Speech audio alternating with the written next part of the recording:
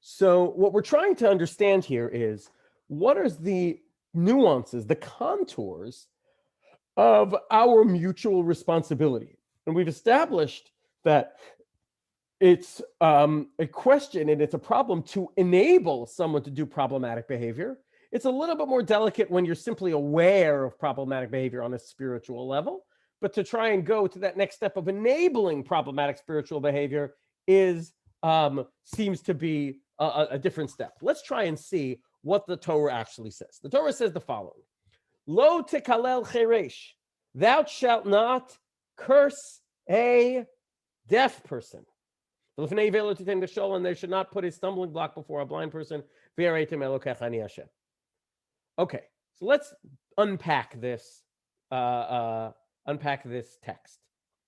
Lo tekalel cheresh, don't curse a person who is deaf. What's the core message here, right? The idea is this person is defenseless. They can't hear what you're saying. So you should not curse a person.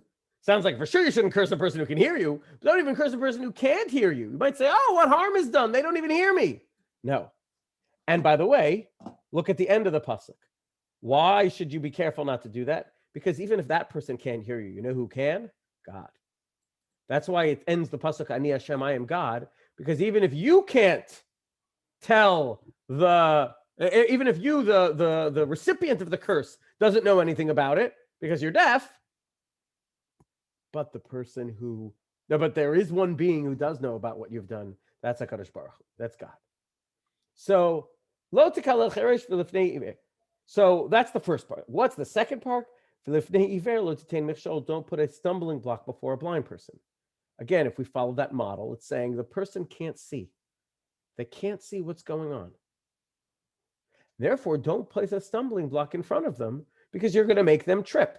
Now, there's a difference, you could say, between the first part, don't curse a deaf person, and the second part, don't put a stumbling block before a blind person, right? Because a deaf person, you might say there's no harm done, right? The person is not harmed.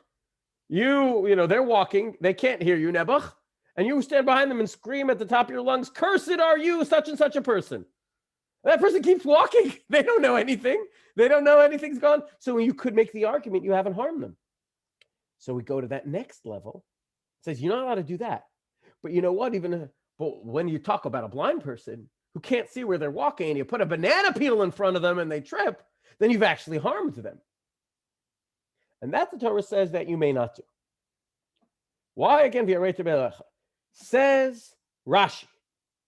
Lifnei hasuma badavar lo titain etza she'ena hogenet lo. Rashi says that there is a second level of interpretation. You can't make somebody trip on a banana peel and fall and hurt themselves when they can't see. And that even applies figuratively. If a person cannot see the truth in front of them. For example,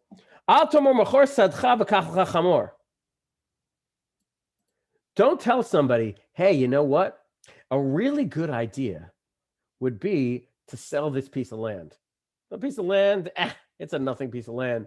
But we know what the real money is? Not in GameStop, it's in donkeys. Buy a donkey. Why do you give him that advice? Because you happen to know that it's actually a phenomenal piece of real estate, but you want to get it on the cheap. So what does Rashi say? That's called Eitzah she'ena hogenet. A advice, which is eina hogenet, not appropriate for him. Basically giving bad advice. So Rashi says the secondary level of interpretation of thou shalt not put a stumbling block before a blind person is giving them bad advice. Now, the last piece is the Sifra. For example, Lifnei suma badavar v'amar elecha bat ish ploni mahi lekahuna. A man says, "Hey, I'm really interested in dating such a woman. This woman. I'm interested in asking her out. I happen to be a Kohen, and Kohanim are restricted from marrying certain categories of people. So you ask, hey, is this woman a good shidduch for me? And you say, absolutely. I'm Don't say, oh, she's great. Why? Because they're going to get married, and that marriage is actually a prohibition. So again, al titin lo eitzah she'ena hogenet lo.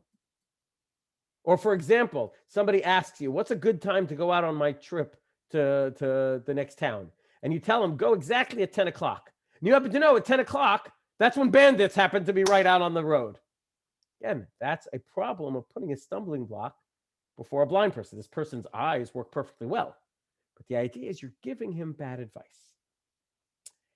The Gemara makes the most famous third level of interpretation. The third level of interpretation is the following. Minayin shelo yoshit adam kos yayin lenazir. What should you not do? You should not give a cup of wine to a nazir. Nazir is famous for either a man or a woman who makes an oath that they will not partake of wine or anything having come from grapes.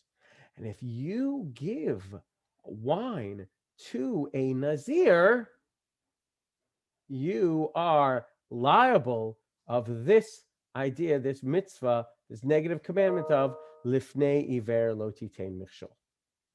So we have three levels of interpretation. The first level is just don't trip somebody up who's blind. The second is if they're blind about an issue, don't give them bad advice. And the third is if they're spiritually blind, meaning they don't know that this isn't kosher, or let's assume they don't know that, but wine for such a person is not kosher. Don't give it to them. And that's a violation of lifnei iver lo titein michshol.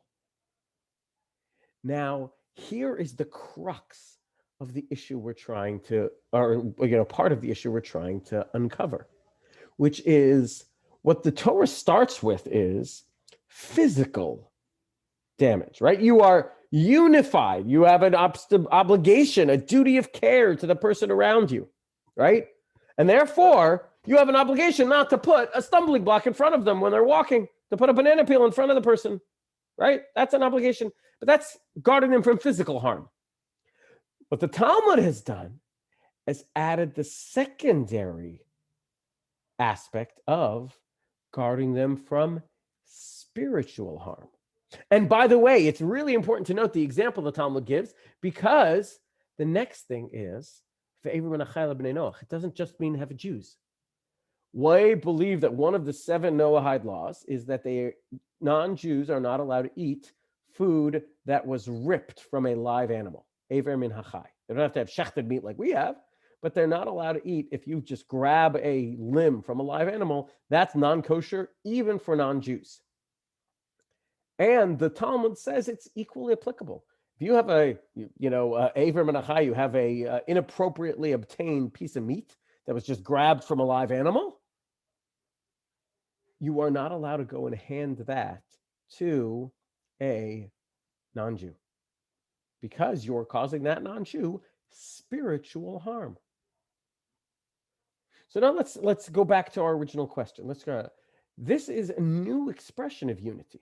This is not rebuking somebody. That's a different halacha. This is not saving somebody from, this is not stopping discrimination and not letting somebody into your shul or your house because you didn't like the color of their skin or some sort of discrimination. No, it's not that. What this is saying is don't enable someone to come across spiritual harm. Now, you could say that in our case, where there was a woman, because she was angry at her husband, started putting milk in his chicken soup, she is violating lifnei iver lo titein michshol, right? She is essentially, he's like the Nazir in the case of the Talmud. She is enabling him or causing him to undergo spiritual harm. I have no idea how that just happened where my background changed. No clue. It just did. I didn't do anything, but there's a nice background. So that seems to be what's going on. So you could say that we haven't really made a clear determination that the person who hears about the fact that there's some Avera going on is required to do what they can to stop it. But we at least know that you're not supposed to actively enable someone to do an Avera. And that's a really interesting question of that concept of responsibility, mutual responsibility, and unity. Now, the next level goes to the question of the following, which is, what about the fact that every single person has free choice? So in the case where somebody's about to walk into a street, they're not making a choice to walk in front of a car. They don't know the car's there, so you push them out of the way. Great. Or even if this is a person who is not aware of the fact that, that this is wine. So you shouldn't hand them a cup of wine and say, oh, or put some milk in their chicken soup. But what about a situation where you don't actually stand in a position to stop them from doing it? Is there a problem of enabling them? So, for example, that's the Talmud's case of what's called Trei Ivrit Nahara, right? What the Talmud continues and says, what about a case where there is some non-kosher food and the person at your table does not keep kosher? Is there a problem? And they say, hey, do you mind passing me the ham sandwich, please? Now, if you keep your mouth shut, or I should say, keep your hands shut, and you refuse to pass them the ham sandwich, what are they going to do? They're going to be pretty annoyed at you. They're going to stand up. They're going to walk over and get the ham sandwich themselves. Is there a problem of enabling such a situation where the person actually has the free choice to do the action or to not do the action? And is that a violation of our notion of unity? Right? Where you say, I'm so sorry, ham is not kosher. I'm not comfortable with passing you that ham sandwich. You're welcome to go up and get it yourself. Or do you say, no, it's only called enabling. It's only really a problem when they couldn't have gotten it without my help. But if they could have gotten it without my help, then I'm not really enabling it. It's going to happen whether I do something or not. And therefore, my role can't be seen as actually a liable role here. So take a look at what you may say is a relevant case, or maybe is not. Take a look at this. Let's just see. Do you see a new share here? Let me just make sure I'm sharing the right thing. Do you see Purdue Pharma? You see Purdue Pharma? Purdue Pharma to plead guilty in $8 billion opioid settlement. Purdue Pharma is the maker of something called OxyContin, right? Purdue Pharma LP, right here. They settled with the Department of Justice for $8 billion. Why did they agree to pay $8 billion? Because they were held in, or they accepted responsibility for the opioid epidemic to some level, right? What did they do? They just made the drug OxyContin. That drug is a very important tool when it's obviously appropriately used. What did they do? They pled guilty to criminal charges. But what did they do? They enabled the supply of drugs without legitimate medical purpose. Right? What they said is, listen, OxyContin has been widely abused. A lot of people have had their lives ruined by abusing opioids, by abusing OxyContin and other and other drugs. And, you know, they agreed that there was misconduct. What did they say? Part of what they did was they said that they aggressively pushed people to prescribe OxyContin so they could make more money, and therefore pushed a culture and a reality where people got this drug who didn't have a medical purpose for it, then abused it and had their lives ruined. And that's why they paid the $8 billion. And a lot of people said that they got it easy, you know, depending on where you're. But what's going on here? Interestingly, what was the Department of Justice? What was the argument here? The argument was that you pushed it. You made this drug and you put it out there on the market. Now, they could have said everybody has free choice. Everybody has free choice. They made a decision to take this, and they got under the influence of it, and they got addicted to it, and they went. So what did the Department of Justice say? No. You pushed it beyond their free choice because you created a situation where it was pushed upon them that they should get addicted and then, you know, have all these adverse consequences. So the Purdue Pharma is a really interesting kind of test case for this, where this is not something, again, I guess if I had never invented it, people couldn't have got it, but nobody was saying Purdue Pharma, you shouldn't have invented OxyContin. They're saying Purdue Pharma, you enabled, that was the key word, you enabled this adverse outcome to what happened to OxyContin. Yeah, Suzanne, go ahead. You're muted. The problem was before that. The problem is that they knew it differently and said that this was because of the long acting, it was a habituating drug. Right. And they pushed it and said, oh, it's fine, just increase doses. And that, from the beginning, it was fraudulent from the research, what they pushed. And all the news, because everything came out. Yeah. So it's not only, and then all the big pharmacies colluded. And there's a lot of people got in a lot of big trouble for that, and still going on.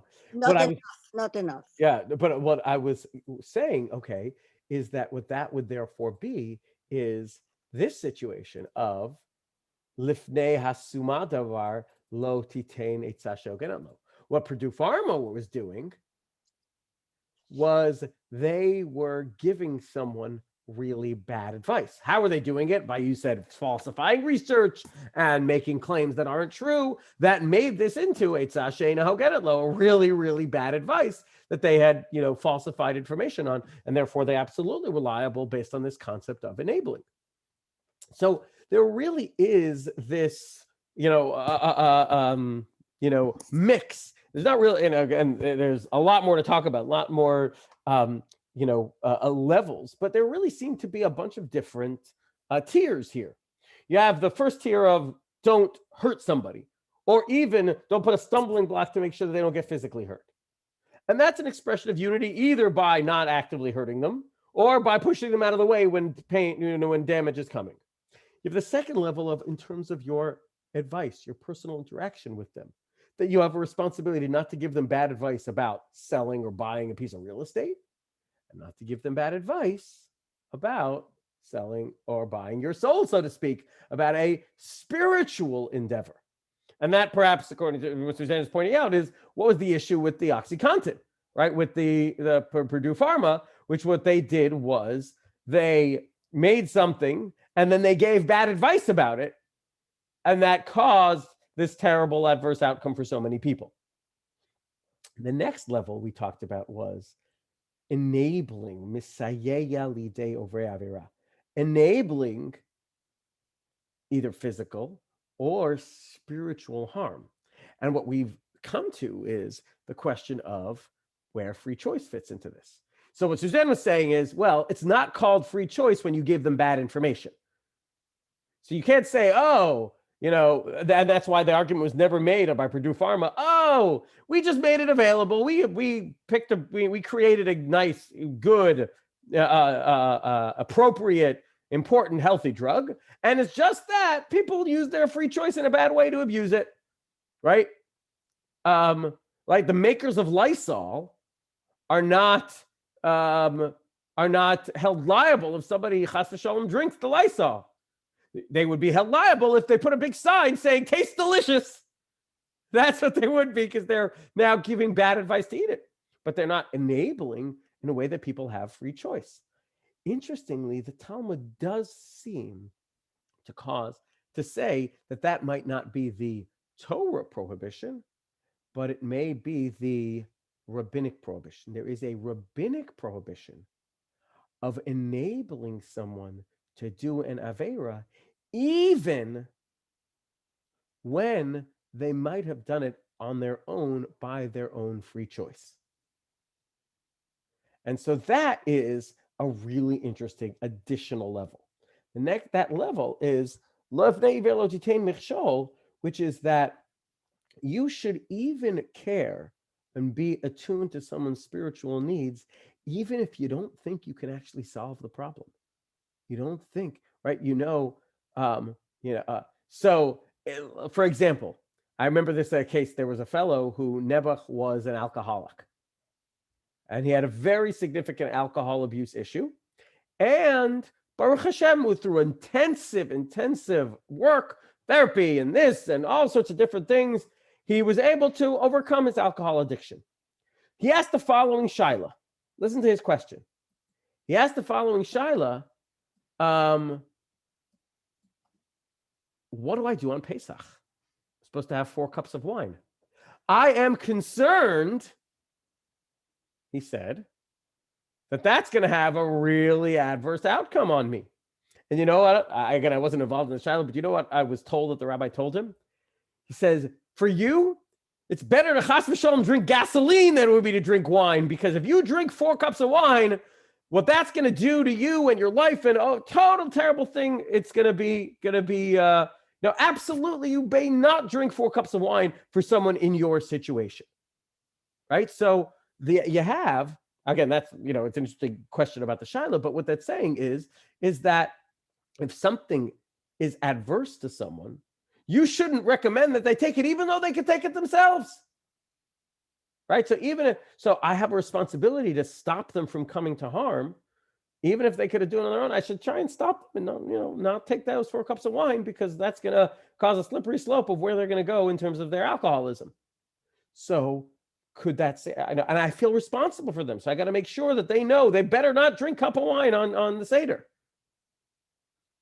Does that, so what we're trying to say is that the Talmud seems, even to Rabbanan, the concept of Misayeh is you got to even potentially be careful of perhaps not even enabling someone, feeling your responsibility to not enable someone, not be part of something that you feel will bring them spiritual harm, even if they don't care about the spiritual harm that comes. Yeah, Maxine, go ahead.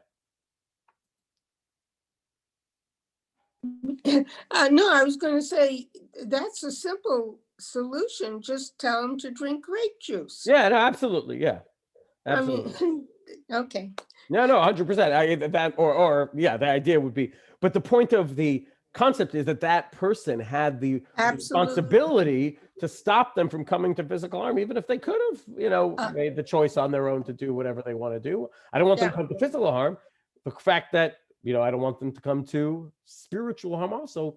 So again, there's a lot more to talk about, and we'll just stop here. But the idea that I wanted to sort of hone in on here is the concept of that broad-based sense of mutual responsibility. Now, whatever you come to, whether you say you do top them, you don't stop, you hand them a ham sandwich, you don't hand them the ham sandwich, whatever the situation may be, the underlying issue is that it is all sourced in that concept of connection to each other.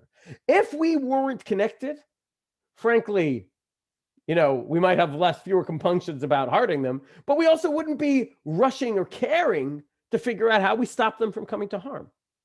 Our unity and our understanding of caring about each other is so fundamental that we believe that what we are required to do is at least ask the question about what can I do to make sure that this person is set up for both physical and spiritual success as well. And that, I think, is an inspiring notion of our connection and responsibility for each other in any way, as citizens, as members of the Jewish community, as members of the broader community. That's the underlying assumption that comes to all of this discussion, which then plays out in any of these unique situations.